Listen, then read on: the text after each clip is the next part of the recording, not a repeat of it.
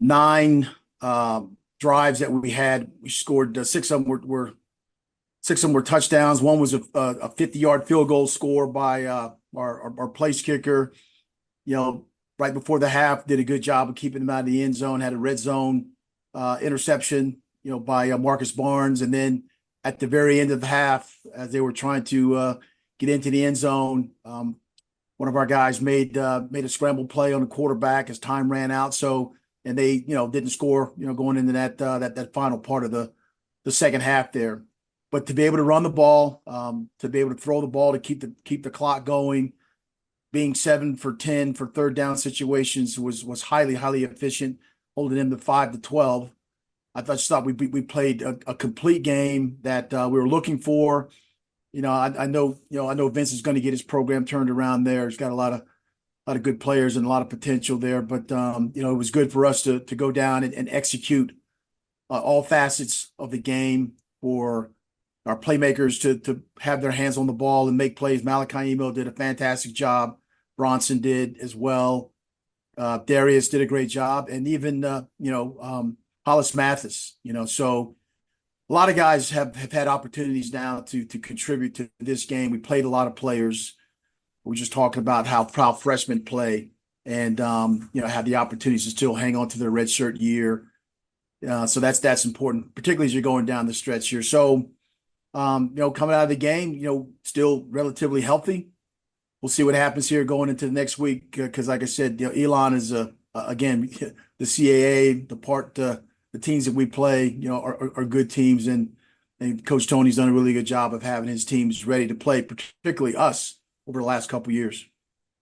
I want to start with Darius. We talked about last Monday. He had an uncharacteristic game up at Stony Brook, but then he bounces back 16 of 21, 242, and two touchdowns throw, and he runs for 64 yards and the touchdown. Just talk about that bounce back for him and the ability to show what he could do. Yeah, critical. I mean, as a player, particularly as a quarterback, because you touch the ball 100% of the time, you can't let the highs get you too high and the lows get you too low. I think one of the things Darius learned is resiliency and just control of things that you can control. And him being able to run the ball, throw the ball, and have those types of options is critically important for us. And actually, I was high-fiving him because he actually learned how to slide, stuff like that, and trying to stay up and hit people. So, being smart like that is, it's important for your quarterbacks to know that, that the next play also counts, but getting to the next play is critically important. So very proud of Darius for rebounding, taking it on his shoulders and say, listen, coach, I can play better. I know I got to play better to help this team win. And he demonstrated that on Saturday. Defensively, you touched on, you guys were able to really get some big stops. You got a fourth down stop, and then the interception in the end zone from Marcus Barnes. How big was it to make those plays on defense to sort of take their momentum away, especially with the way you guys were moving the ball on offense? They're huge. We'd given up a bunch of turnovers previous game. We had no turnovers this game. Got the interception in red zone, the fourth down stop. Down there also into the second half there. We were 5 for 5 in the red zone, so we scored points every time we got down there. I believe they were 1 for 3, so that's significant as well. Their players did a good job of trying to respond back, but I just think overwhelmingly the game plan, the players, the people, the schemes that the coaches put together was able to just kind of capitalize on the things that was going well for us during the day.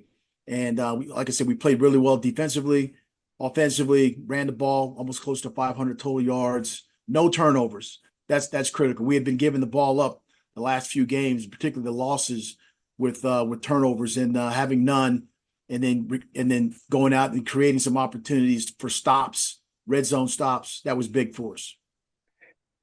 You mentioned Elon coming in on Saturday, a team that's coming off a big win last week against Campbell. As you started to break them down a little bit, what are some of the challenges they present on both sides of the ball? Yeah, all three sides of the ball. I mean, the three elements right there. Obviously, Chandler is a phenomenal player. A guy that that touches the ball as a receiver, but also as a kick returner. I mean, he's done fantastic things for them, as we all know. So him being a part of the special teams unit, where you get the ball, where you start, is critically important. When you talk about field position and analytics. Him having the ball in his hand is something that's been very positive for them when he does well. Also, as a receiver, first play of the game, they score because of his legs and his athleticism. On the other side, defensively, they're big, they're aggressive, they play fast, they run downhill, all those things. And so, we've seen them over the years. Mhm. Elon and Wimberry have gone back and forth. Like they got the last couple, and like I said, the good football team that even though we're here at our place, they beat us the last time at our place. And so, we got to play better. We got to play much better. But our guys are excited about the new challenge of the opportunity to try to go another 1-0 in the month of November.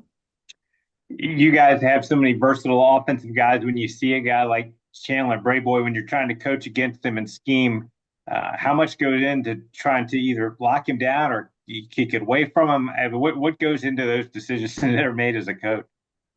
Yeah, there's a whole bunch of decisions that go into that. Obviously, he's a playmaker, and the explosive play capability, All American, probably a draft pick, whatever it may be. He's got a skill set that's special.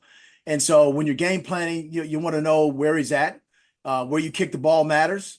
Where he's lined up, it matters in terms of coverage opportunities or help. But we've seen people on film double team him, triple team him, and all that stuff, and he still gets free and makes plays. And so they rely on some other players that they do have. They got a 6'4" plus wide receiver that's good. They got a big running back that played well this past game. Quarterback is a good player, efficient. So they have a lot of things that are going on for them that make them lethal and dangerous. And so we just got to make sure our game plan is complete with who has the edges, who's got what coverages are we in, communicating those types of things, and then playing fast and playing hard. You mentioned the rivalry with Elon. You guys have had so many great games in the past. You had the 5 or 6 overtime game, whatever it was, a few years ago, and the games always seem to be tight and close. Is there any reason that you can think of that the games have always been that way? Highly competitive. I mean, they got a great coaching staff. I have a good coaching staff. Like-minded schools. From the standpoint of the student athletes that are attracted there. Like-minded schools where our student athletes, you can be smart, get a world-class education, and you can be tough and play football. So there's always that mindset that you're trying to get across when you're out there playing. So, it's a lot of their players know our players, and vice versa. We got players from North Carolina, and it's just one of those rivalries that have started to exist where two good schools get at it, and we, like you said, we played that 4 or 5 time overtime. I forget, it was a couple years ago, but that's indicative of the type of team that the Coach Trisciani has got, and hopefully when they come up, we'll be very highly competitive. One of the last home games that we'll have here, but it'll be important for us. Hopefully, a crowd will be big. It'll be an atmosphere once again that college football is going to be played. All right, Mike. Thanks so much for the time this afternoon, and look forward to talking again next week. Thank you. Thank you.